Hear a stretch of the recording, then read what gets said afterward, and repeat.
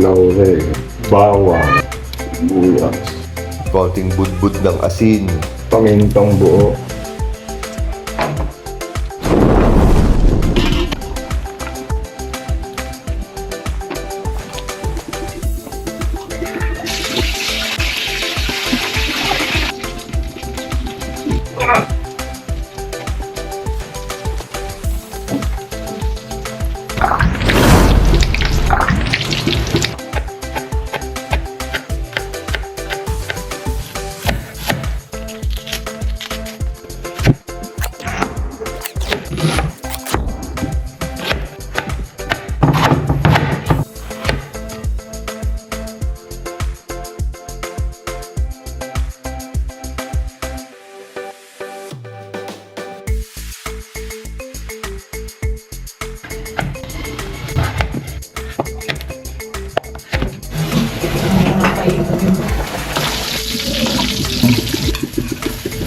sibuyas,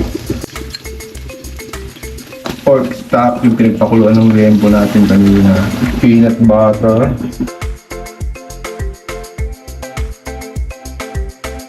brown sugar. Tapos dito na rin natin palambutin yung ating kalabasa. Hindi na natin siya ginamitan ng Giniling na bigas kasi doon pa lang sa kalabasa. lumapot na yung sauce niya. Na kahit hindi na natin siya gamitan ng pampalapot.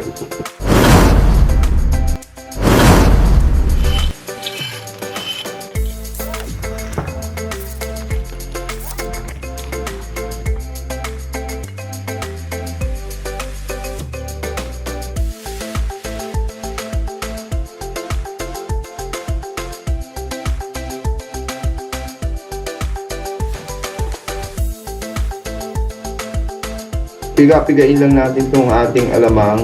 Bawas-bawasan natin ng katas para medyo mabawasan yung alat niya. Huwag nyo hugasan ng tubig kasi magmumukhang sapal ito. Malamang sa alamang, gisa lang natin. Add water. Sukal na pula. Para manamis-namis yung sausawan ng ating crispy kare-kare. Lagyan natin ng kalamansi.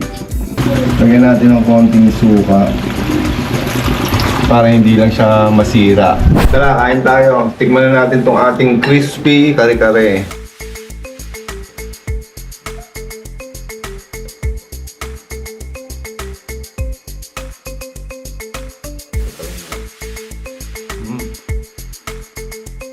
Crispy oh.